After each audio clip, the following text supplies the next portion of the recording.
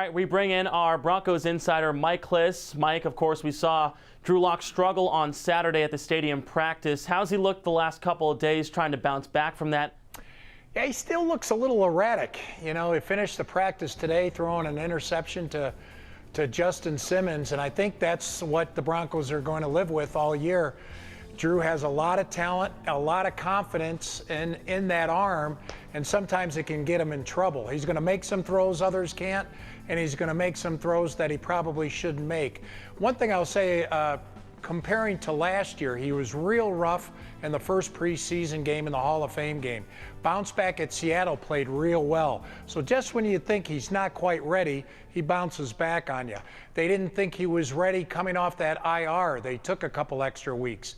And then he lit it up in his first game back, and he played really well in the last 5. One thing, in the 4 wins, he averaged 29 pass attempts a game. On Saturday, it looked like the Broncos had the type of offensive script where they were going to throw 50 times a game.